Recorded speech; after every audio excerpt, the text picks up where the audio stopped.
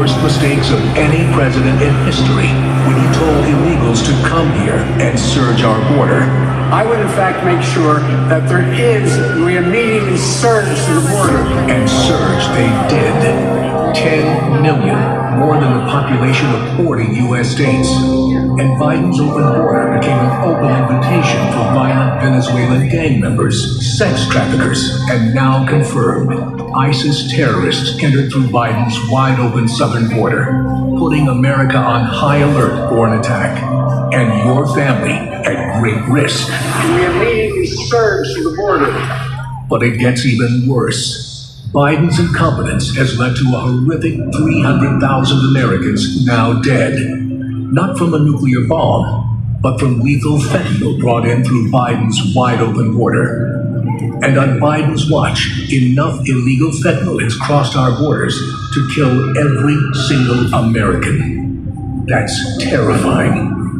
This weak man has been great for the Mexican drug cartels, while being a death sentence for over 300,000 Americans, including young children. That's approaching the number of soldiers that were killed in World War II. Yet what's Biden's message? Surge to the border. The Biden surge has also led to a surge in violent crimes committed by illegal migrants. Horrific crimes. Murders, gang attacks against our police, child sex crimes, and the brutal killing of a nursing student on her college campus. Countless families will never forget the pain and tragedy, and America should never forget who was responsible. Joe Biden. Surge to the border. And America's border czar. President Trump had our borders secure, our families safe, and he'll do it again.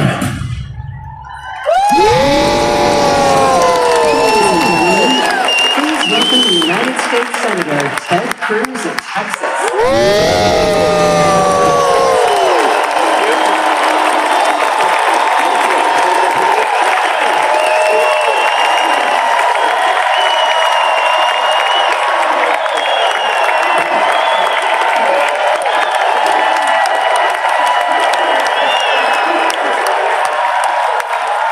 God bless Donald J. Trump.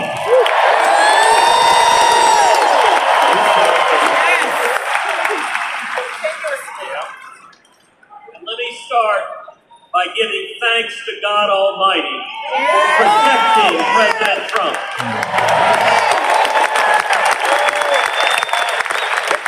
And for turning his head on Saturday as the shot was fired. Together we lift up in prayer all of our leaders for protection. And our prayers are in particular with the family of Fire Chief Corey Comparatore and the others injured on Saturday.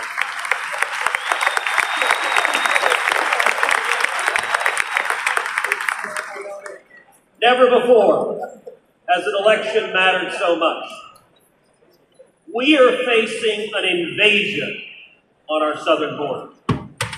Not figuratively, a literal invasion.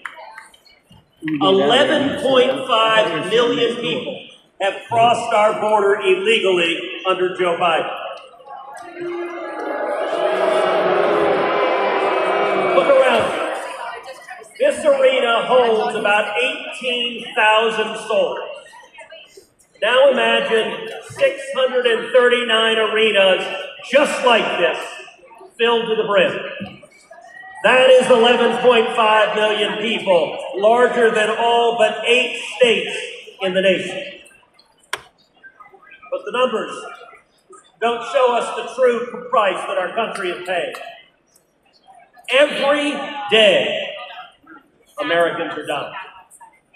Murdered, assaulted, raped by illegal immigrants that the Democrats have released. Teenage girls and boys wearing colored wristbands are being sold into a life of sex slavery. This is evil and it's wrong. And it is happening every damn day. Think of Kate Steinle. She was 32, walking with her father on a San Francisco pier when a bullet tore through her heart. The man who fired that gun, he'd been deported 5 times. Every damn day. Think of Blake and Riley. Just 22 years old, a nursing student with dreams of healing others. She went for a job and never came home. Her life taken by someone who should have never been here. Every damn day. Or Rachel Moran, a beautiful mother of 5, raped and murdered in suburban Maryland by an illegal immigrant the Democrats released. Every damn day. Or Jocelyn Nunberry, only 12 years old. It was just 1 month ago today that she was brutally raped and murdered in Houston by 2 men who were supposed to be detained and monitored, but instead released and allowed to roam free. Every damn day. These aren't just stories or statistics. There are daughters, our sisters, our friends.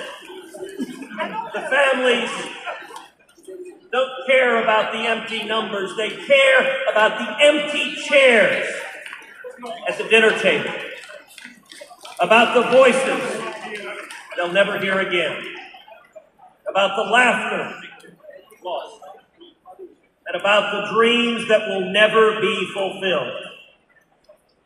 I've sat with these families in living rooms where the silence is so loud that it hurts, where photo albums are opened with trembling hands. How did we get here? It happened because Democrats cynically decided they wanted votes from illegals more than they wanted to protect our children.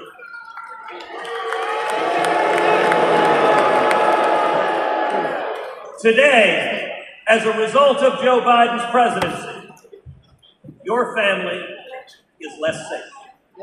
Your children are less safe. The country is less safe. But here's the good news. We can fix it. And when Donald Trump is president, we will fix it.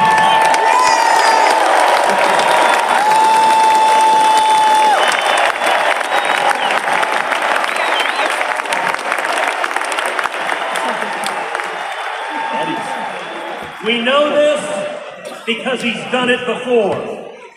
I know this because I worked hand in hand with President Trump to secure our border, and we achieved the lowest rate of illegal immigration in 45 years.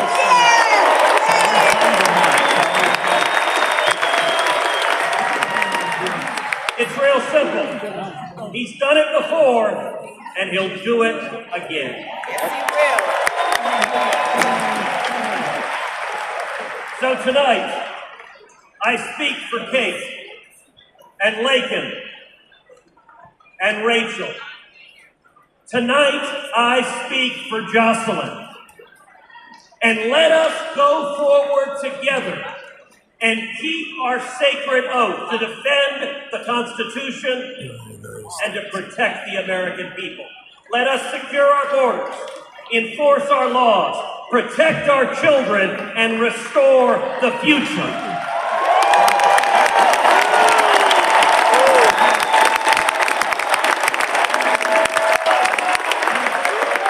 Because when we do that, when we remember who we are and who we love, and we act to protect them, then and only then will we truly make America great again. Yes. Thank you. God bless Texas and God bless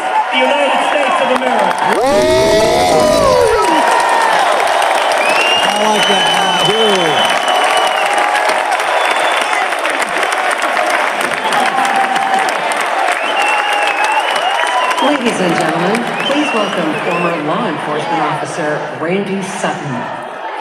Overall, secure our elections. We're going to go to paper ballots. We're going to have same-day voting, voter ID. We're going to do it properly. We're going to have complete, secure, beautiful elections.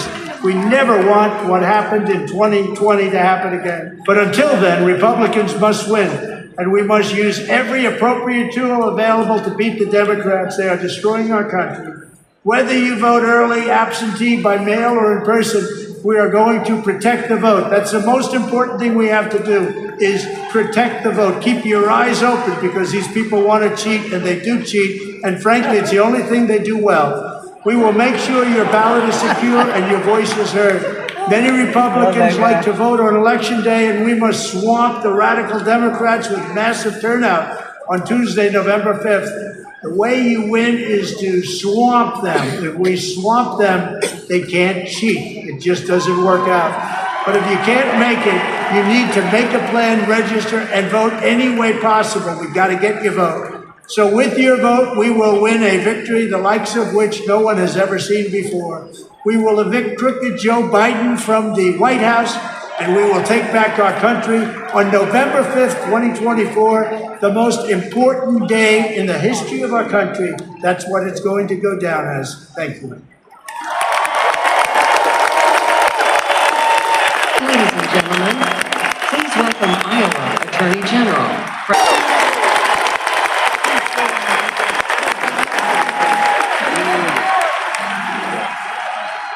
It was a gracious invitation, and I was happy to accept.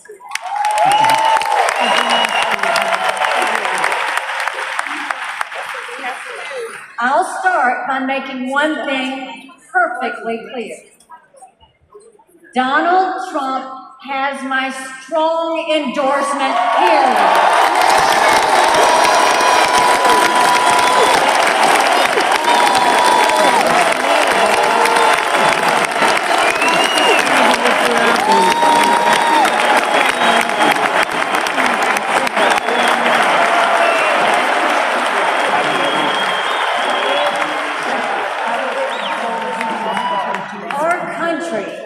Is at a critical moment.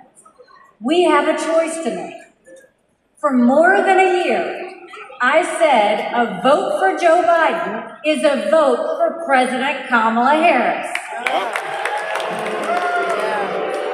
After seeing the debate, everyone knows it's true. If we have 4 more years of Biden, or a single day of Harris, our country will be badly worse off. For the sake of our nation, we have to go with Donald Trump.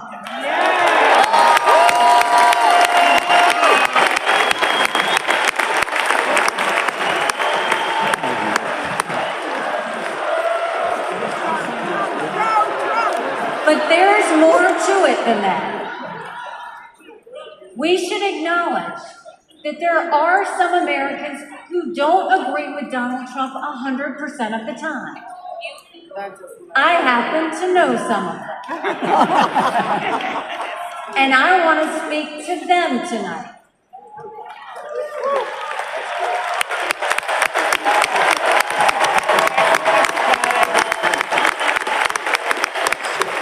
My message to them is simple. You don't have to agree with Trump 100% of the time to vote for him.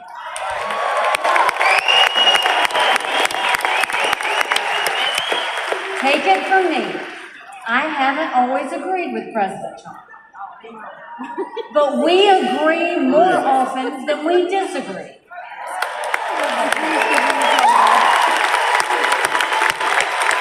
We agree on keeping America strong. We agree on keeping America safe. And we agree that Democrats have moved so far to the left that they're putting our freedoms in danger. I'm here tonight because we have a country to save. And a unified Republican Party is essential for saving her.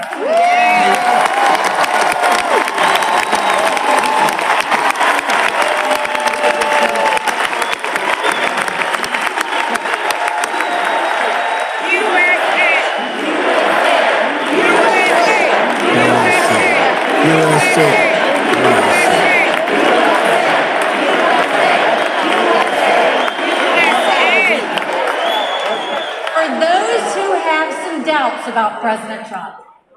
I want to tell you a few things about the Commander-in-Chief I know and worked with. As ambassador to the United Nations, I had a front row seat to his national security policies. We sure could use those again.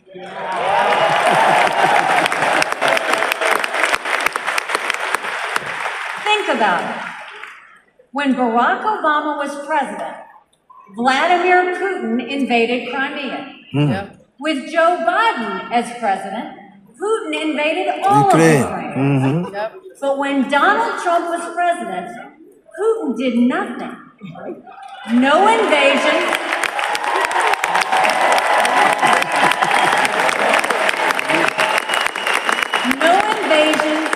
No wars. That was no accident. Putin didn't attack Ukraine because he knew Donald Trump was tough. A strong president doesn't start wars. A strong president prevents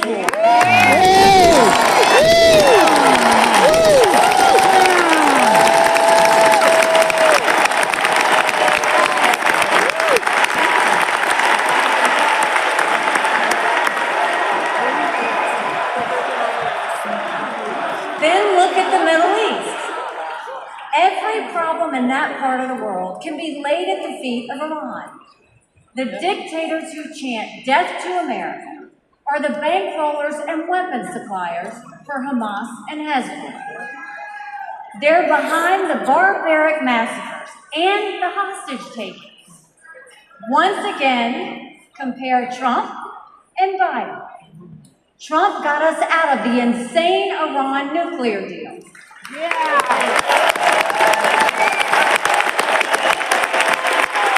He imposed the toughest sanctions ever on Iran. And he eliminated the arch terrorist Qasem Soleimani.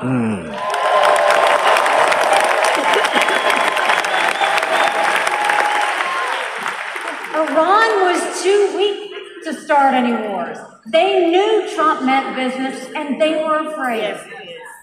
And then there's Joe Biden.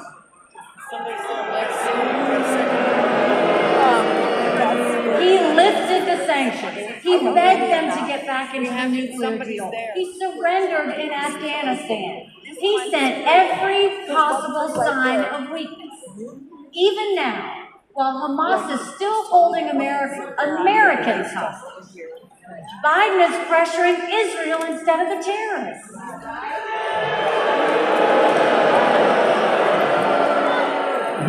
Between Israel and Hamas, Donald Trump is clear about who is our friend and who is our enemy.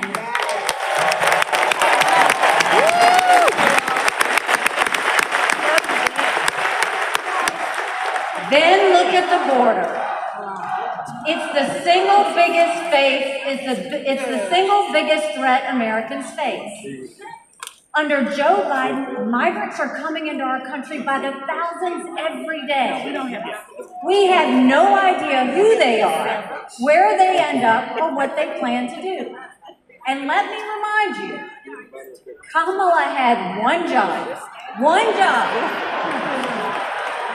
and that was to fix the border. Now imagine her in charge of the entire country.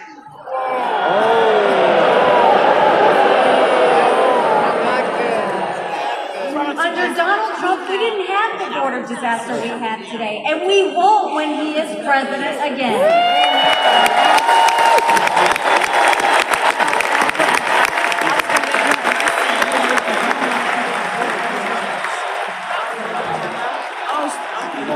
I was proud to serve America in President Trump's cabinet, and I'll tell you something you won't hear from the critics. He appreciated advice and input. Americans were well served by his presidency, even if they didn't agree with him on all things.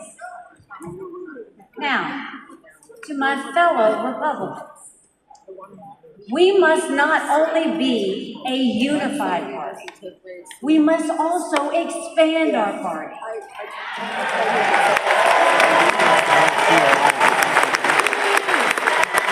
We are so much better when we are bigger.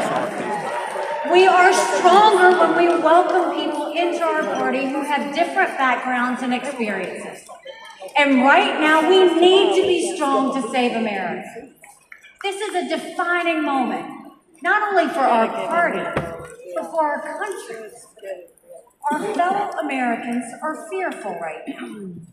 Families are suffering from inflation and wages that don't keep up with prices. Young people are being indoctrinated to think our country is racist and evil. The Jewish community is facing an obscene rise in anti-Semitism.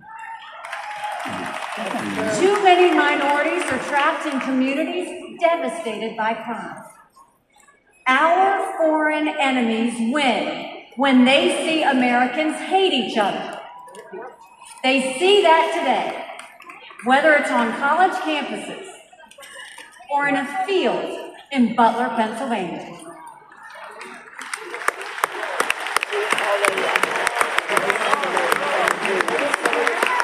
But we can conquer those fears with strength and unity. No president can fix all of our problems alone. We have to do this together. America has an amazing ability to self-correct. In this moment, we have a chance to put aside our differences and focus on what unites us and strengthens our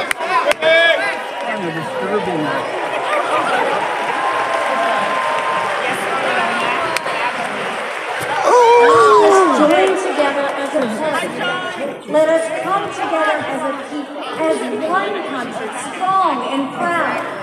Let us show our children and the world that even on our worst days, we are blessed to live in America. God bless you. Thank you. God bless the United States of America.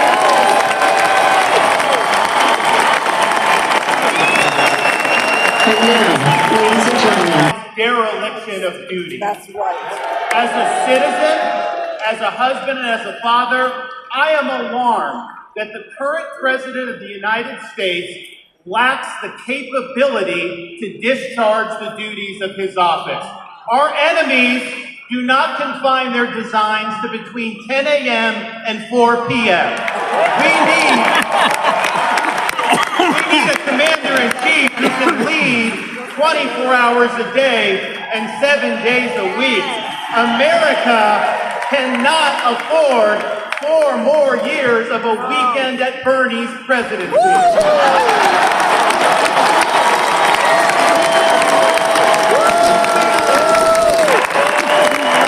Let's be honest here. Biden is just a figurehead.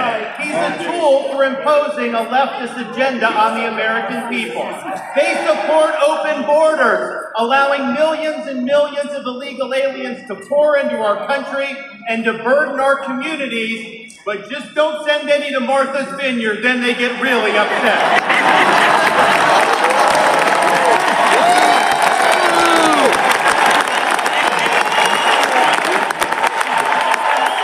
They have unleashed progressive prosecutors across our nation who care more about coddling criminals than about protecting their own communities. They use the unelected bureaucracy to impose their will on us without our consent, and they weaponize political power to target their political opponents like they've done to our own nominee. They want to ban gas automobiles, eliminate Second Amendment rights, and impose gender ideology on everyone from our infantrymen to kindergartners.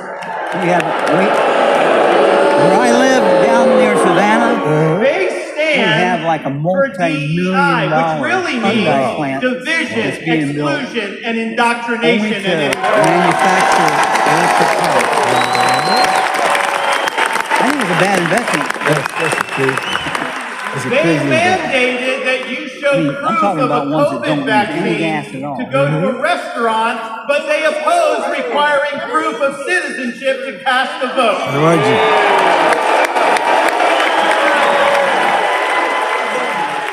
They can't even define what a woman is.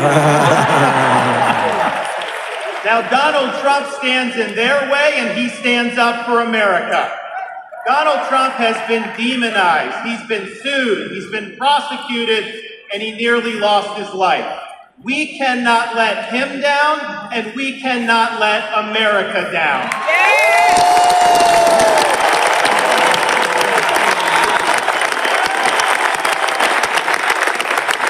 It is the values of this Republican Party that reflect our nation's founding principles. We believe schools should educate, not indoctrinate. We stand for parents' rights, including universal school choice.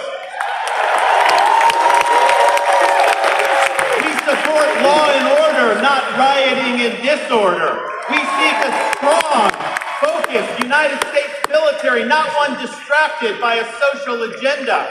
We reject entrenched political class, and we demand term limits for members of Congress.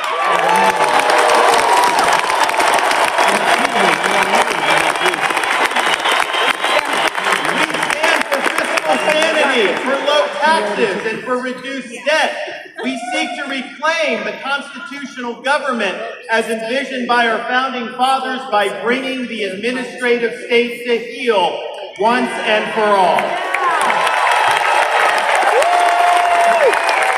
We believe that you must be a citizen in order to vote.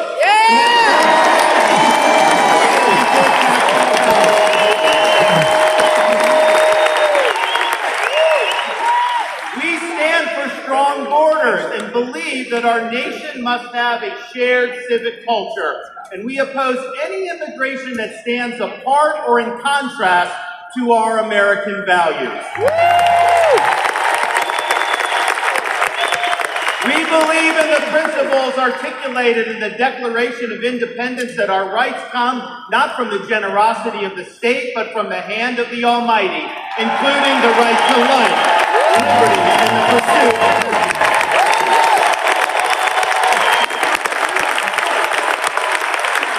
Now, none of this is easy, but it can be done. For decades, my home state saw elections determined by razor-thin margins. Today, due to bold leadership, the Democratic Party lies in ruins. The left is in retreat. Freedom reigns supreme.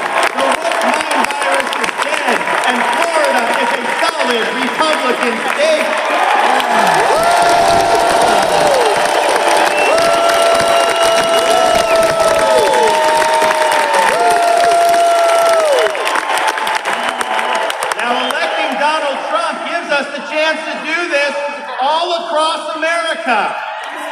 And we have a responsibility to step up and make it happen. We have a responsibility to preserve what George Washington called the sacred fire of liberty. This was a fire that burned in Independence Hall in 1776 when 56 men pledged their lives, their fortunes, and their sacred honor to establish this nation. It's a fire that burned at a cemetery in Gettysburg, Pennsylvania, when our nation's first Republican president pledged this nation to a new birth of freedom. It's a fire that burned at the foot of the Berlin Wall in 1987, when our nation's 40th president stood in front of that wall and said, "Mr. Gorbachev, tear down this wall."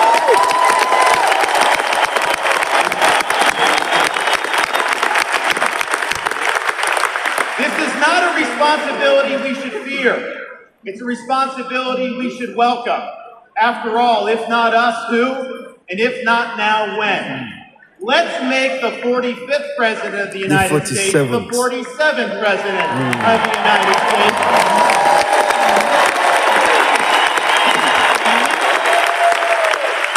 Let's elect Republicans up and down the ballot, and let's heed the call of our party's nominee to fight.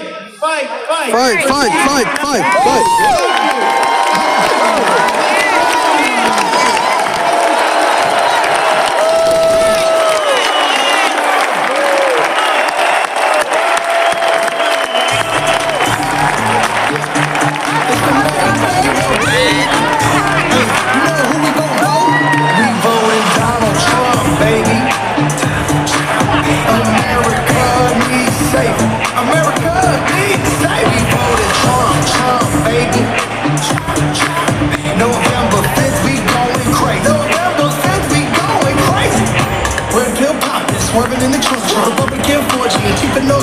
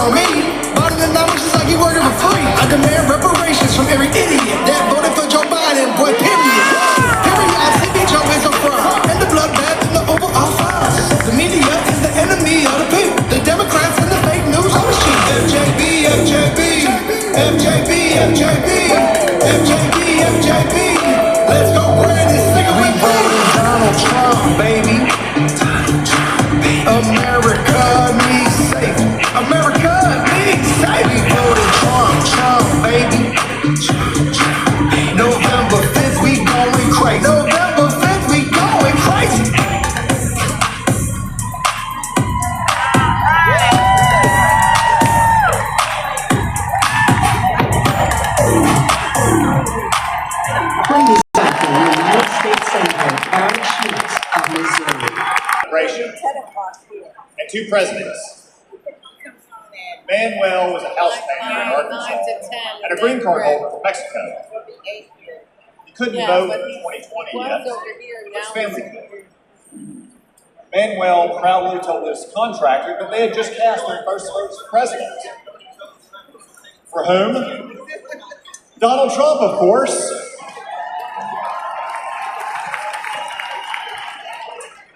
When asked why, Manuel gestured to the parking lot and responded, "Have you seen my new pickup?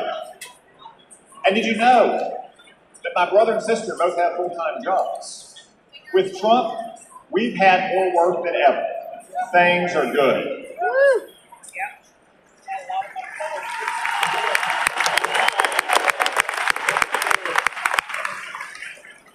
Manuel became a citizen last year, and he's excited to vote for the first time for Donald Trump.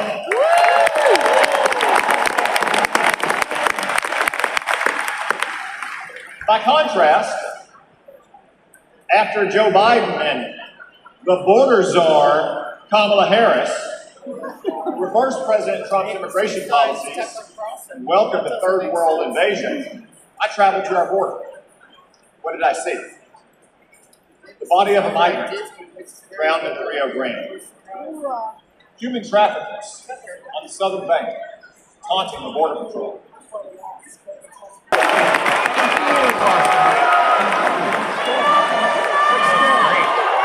a powerful story to follow. Good evening. I'm Sarah Huckabee Sanders.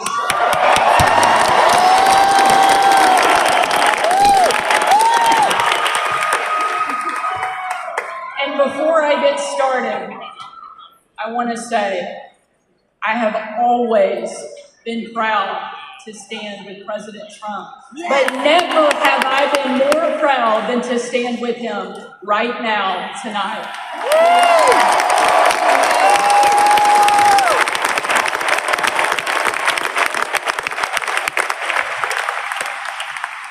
Not even an assassin's bullet could stop him.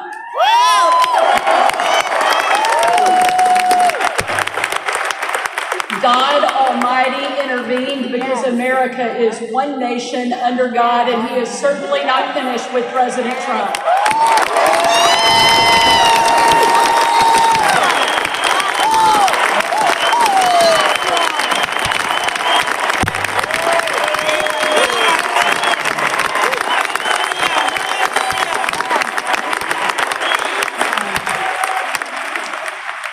And our country is better for it.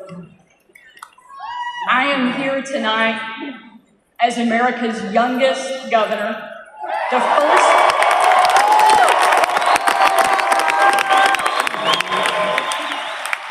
first woman to lead the great state of Arkansas.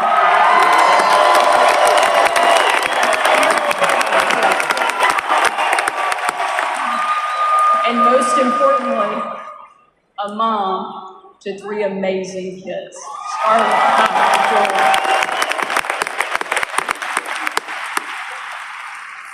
When I was President Trump's White House press secretary,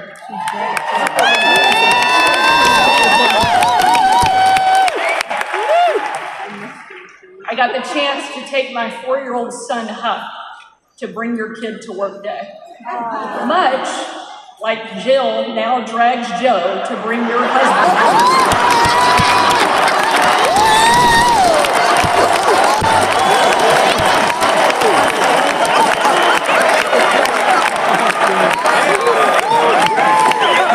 While I was briefing the president on the upcoming event in the Oval Office, all of the kids who were attending that day gathered in the Rose Garden, getting ready to meet him. And we were walking out onto that beautiful, perfect colonnade. And I saw out of the corner of my eye that my son Huck was running full speed directly at the President of the United States. Being the gracious person he is, President Trump bent down to give him a big hug. and right in front of everyone, Huck sidestepped the president, completely ignoring him in front of everyone, and ran straight into my arms.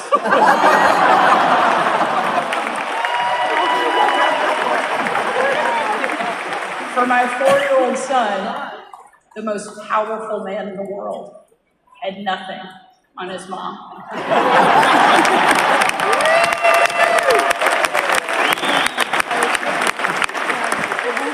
But because he's the amazing man he is, President Trump didn't mind at all.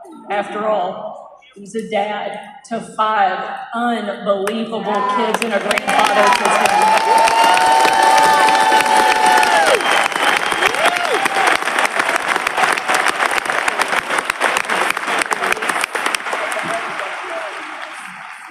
And while that story is certainly a special memory for my family, it's an even greater reminder why I support President Trump. Not for me, not for him, but for my kids and for yours. Yes.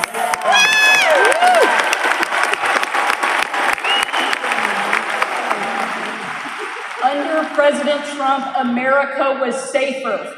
The world was safer, and it felt like the next generation would have a chance at the American dream.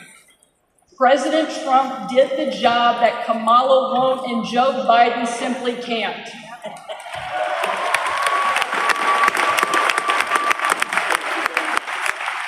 When we're honest, every American knows that we were so much better off under President Trump.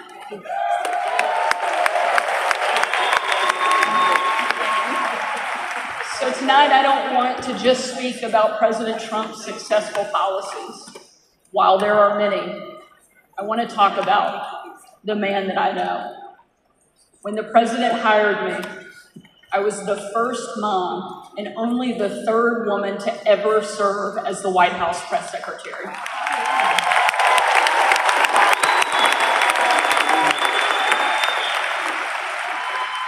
And in that role, I endured relentless attacks from the left. I was insulted as a guest at the White House Correspondents' Dinner. My family was denied service and kicked out of a restaurant.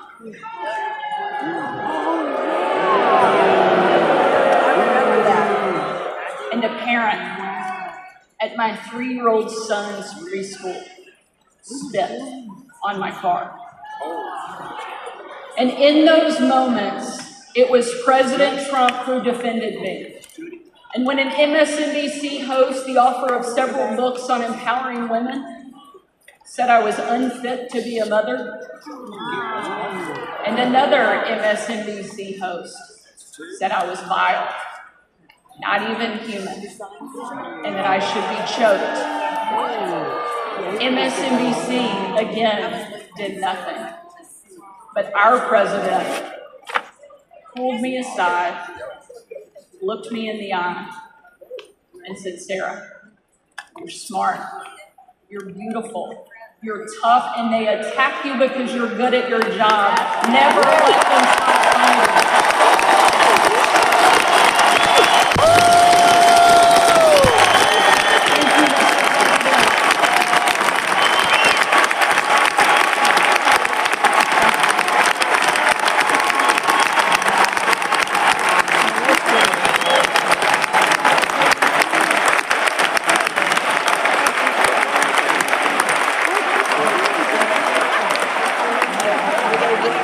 That's the Donald Trump that I know. And that's the Donald J. Trump I will always respect. The left doesn't care about empowering women. Biden and Harris can't even tell you what a woman is. They only care about empowering themselves. But we have a president who believes in empowering every American and that our country is worth fighting for.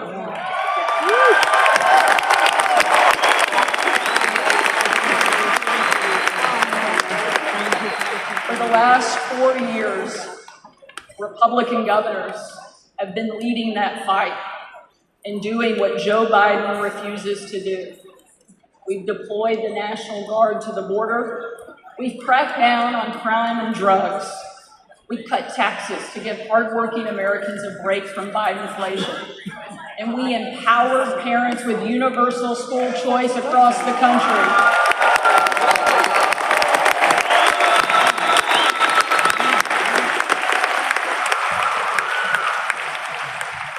Donald Trump was the very first president in my lifetime to take a hard line against China, and I'm proud to be the first and only governor in the country to kick communist China off our farmland and out of my state.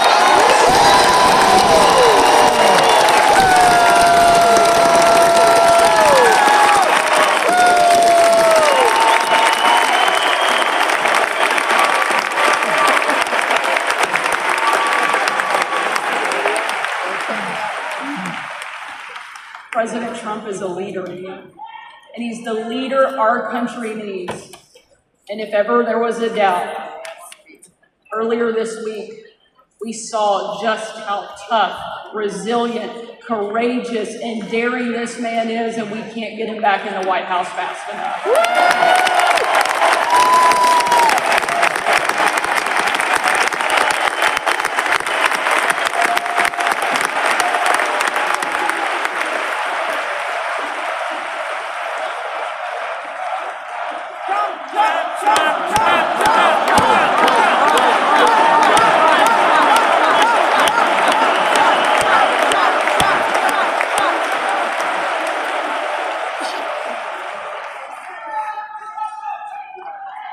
Ladies and gentlemen, we are not called to stand still in the face of great danger.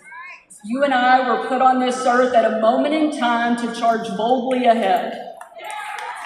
We cannot know what the future holds, but we know damn sure who holds the future in his hands.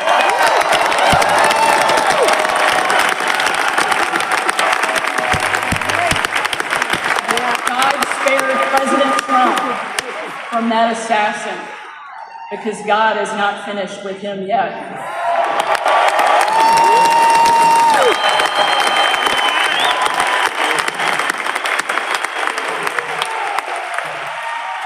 And he most certainly is not finished with America yet either.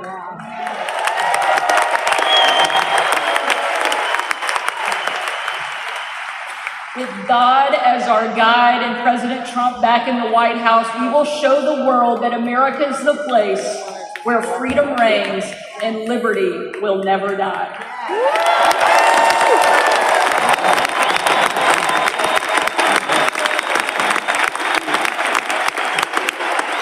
Ladies and gentlemen,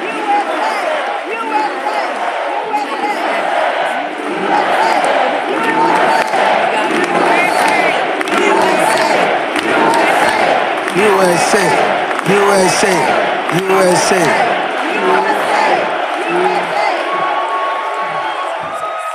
Tonight, let us not leave here just excited about a great few days, but let us leave here energized and committed to making sure that we protect our freedom and we have the ability to pass it on to the next generation, because America is the greatest country that the world has ever known, and our kids and our grandkids deserve to enjoy it the way each of us did.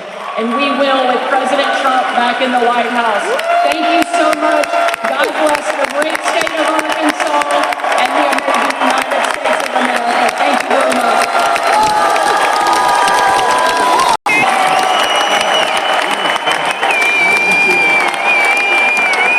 Thank you so much. Thank you. You know, Sarah Huckabee always says to me, I hate to follow you, but I think she turned the table on me tonight. I want to thank you all for being here and for being involved. Like many of you last week, I watched with horror as the events unfolded in that Pennsylvania field. I saw President Trump, a dear friend, escape death by mere inches.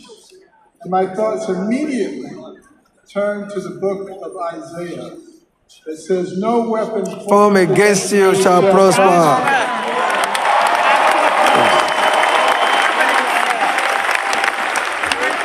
Well, let me tell you the weapons that they used. First, they tried to ruin his reputation, and he's more popular now than ever. And then they tried to bankrupt him, and he's got more money now than he had before. And then they tried to put him in prison, and he's freer and has made other people free with him. And then last weekend they tried to kill him, and there he is over there alive and well.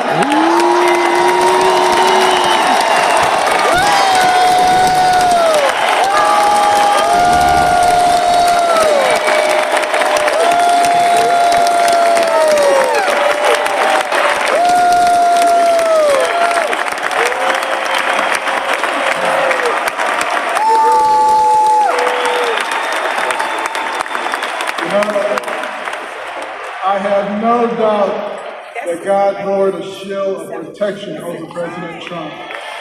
And I join millions of Americans in thanksgiving for President Trump's safety. And I encourage you to join me in praying each day for his continued protection. You know, our hearts go out to the victims in the audience. Let's also pray for them and their families. These events have brought unusual clarity to the times we are living in. We have all harbored the nagging feeling that everything we love is slipping away. All you have to do is turn on the television. The free press, a pillar of any free society, has abused the public trust and resorted to lies, deception, and disinformation. They divide us along lines of race, class, and gender, rather than uniting us around our shared bond as Americans. Our government has been no better, shredding our Constitution and upending the rule of law. We have a wide open border, a broken education system, and chaos breaking out around the world. And on top of it all, we have a president who, well, if you can't say anything good, don't say anything at all. But ask anyone around the world, what does it mean to be an American? Most will tell you that it means unlimited opportunity. That where you begin in life doesn't dictate where you will end. That's the America I grew up in. In no other country could a poor inner city kid raised by a single mom make it to an Ivy League school, then to medical school, become a successful neurosurgeon, run for president, and eventually become a member of the president's cabinet.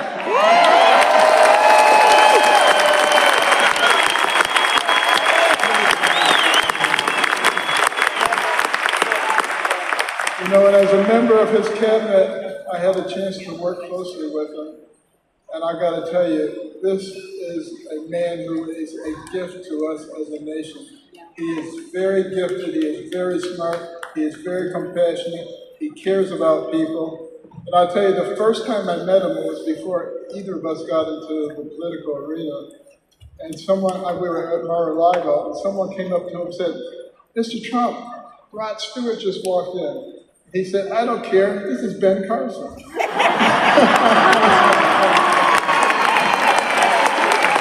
But I feel blessed that I've been able to live the American dream. But my story is moving further out of reach in America today. The lessons my mother taught me, like hard work and the value of well-rounded, patriotic education and faith in God above all else, are being forced out of the public square. But we're all here today because we know we can bring these things back. By God's grace, we live in a country where the people rule. We have the power to choose the kind of nation we will be and the kind of men and women that will lead us. And today the choice could not be more clear. The most repeated phrase in the Bible is this: do not be afraid, or fear not. It appears 365 times in Scripture, a reminder to live each day with faith, hope, and joy as joyful warriors for Christ.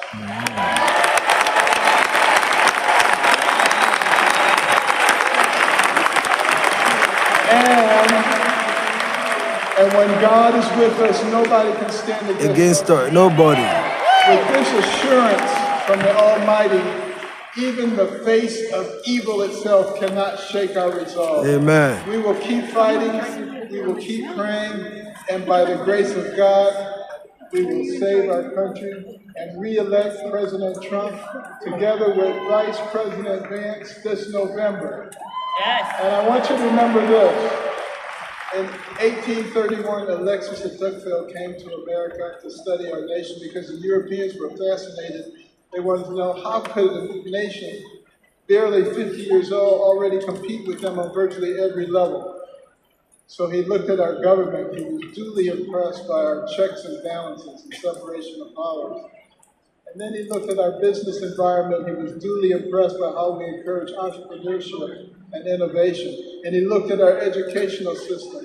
And he was blown away by the fact that he could find a mountain man in the middle of the woods who could read, who could tell him about the Declaration of Independence.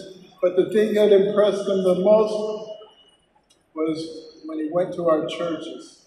And he heard those inspirational sermons from the pulpits that inspired a ragtag bunch of militiamen to defeat the most powerful army in the world and gave the American people a moral base.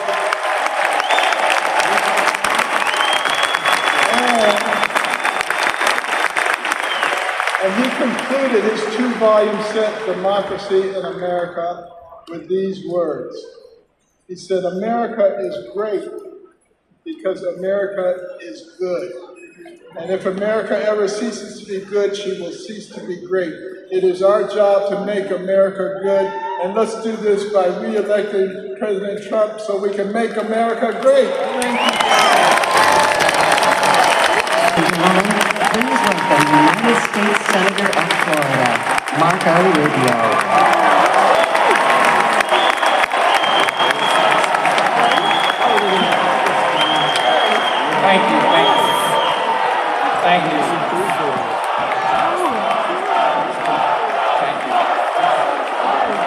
Thank you.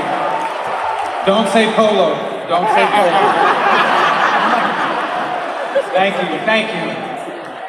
Thank you. The last few days remind us that the life of every living thing and the breath of all mankind is in the hands of God.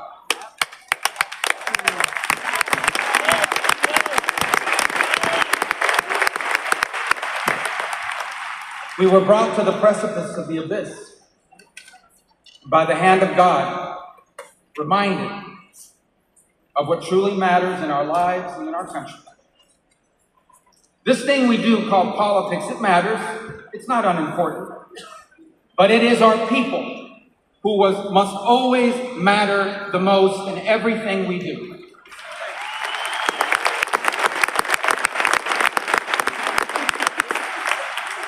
By giving voice to everyday Americans, President Trump has not just transformed our party, he has inspired a movement.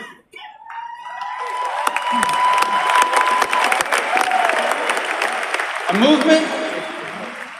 movement of the people who grow our food and drive our trucks, the people who make our cars and build our homes, the people whose taxes fund our government, and whose children fight our wars.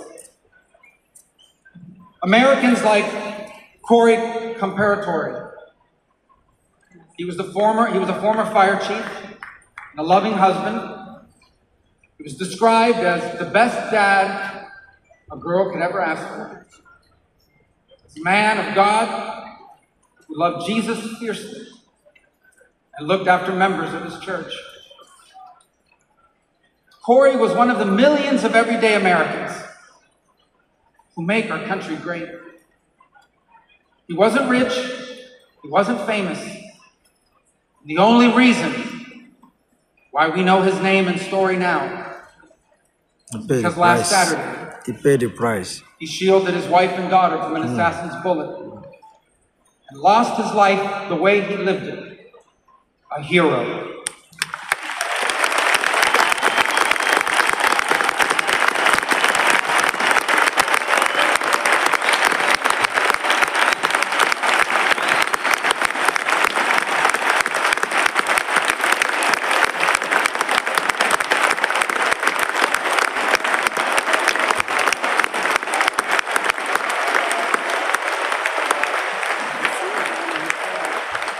For those still wondering who are in the press and many watching at home, these are the Americans who wear the red hats and wait for hours under a blazing sun to hear Trump speak.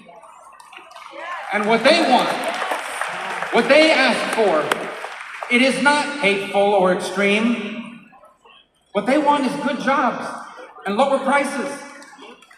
They want borders that are secure, and for those who come here to do so legally. They want to be safe from criminals and from terrorists. And they want for our leaders to care more about our problems here at home than about the problems of other countries far away.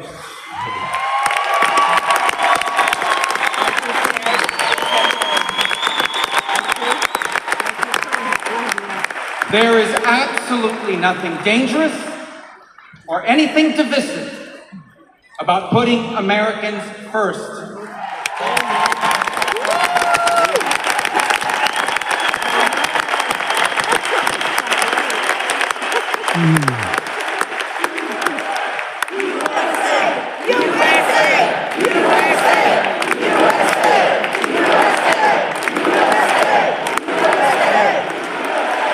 Those who are offended, anyone who is offended about putting America first has forgotten what American is and what American means. American isn't the color of our skin or our ethnicity. Americans are people as diverse as humanity itself. But out of many, we are one. Because as the life story of our next Vice President, J.D. Vance, reminds us, we are all descendants of ordinary people who achieved extraordinary things. Yes.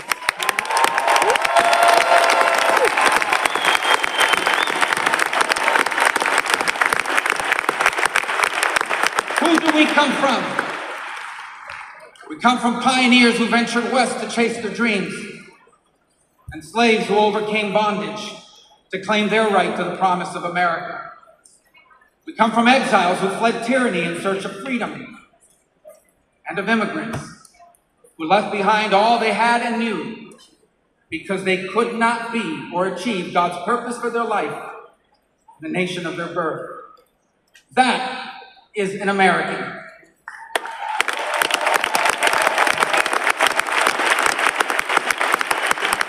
And putting Americans first must be what this election is about. When President Trump was in the White House, Americans had more money and lower prices. Our borders were secure and our laws were enforced. Iran was broke, the Taliban stopped killing Americans, and Putin didn't invade anyone.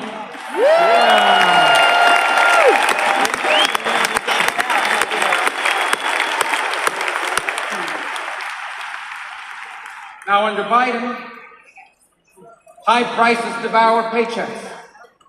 Criminals and drugs are allowed to flood into our country and terrorize our people. And Iran has money to support terrorists. The Taliban humiliated us in Afghanistan, and not one, but two major wars have broken out. My fellow Americans, the only way to make America wealthy and safe and strong again is to make Donald J. Trump our president again.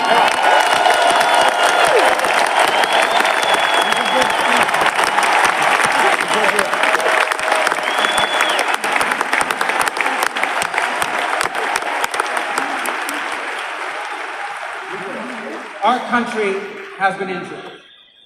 injured by the bad decisions of weak leaders. But now, though bloodied by our wounds, we must stand up and we must fight. Fight not with violence or destruction, but with our voices and our votes. Fight not against each other, but for the hopes and dreams we share in common and make us one. And fight for an America where we are safe from those who seek to harm us on our streets and from abroad. And we will not be alone in this fight. For leading us in this fight will be a man who, although wounded and facing danger, he stood up and raised his fist and reminded us that our people and our country are always worth fighting for.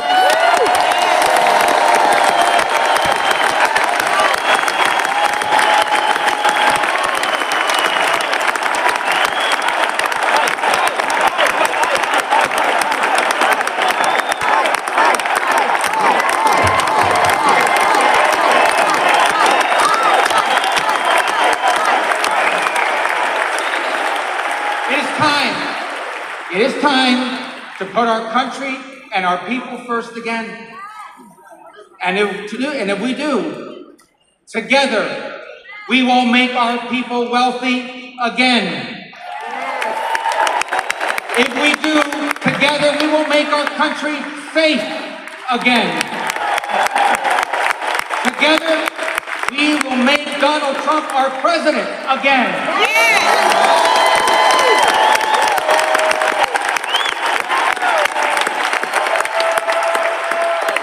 And together, we will not just make America great again. We will make America greater than it has ever been.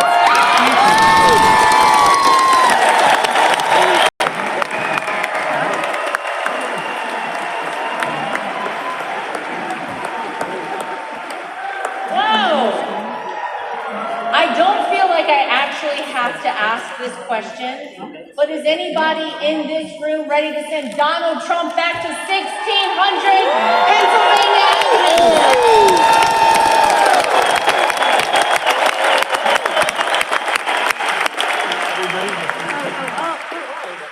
Well, it may not be a surprise that I actually had a very different speech that I was prepared to give up here tonight. That all changed at 6/11 on Saturday evening. Nothing prepares you for a moment like that. Our family has faced our fair share of death threats, mysterious powders sent to our homes, tasteless and violent comments directed towards us on social media, but none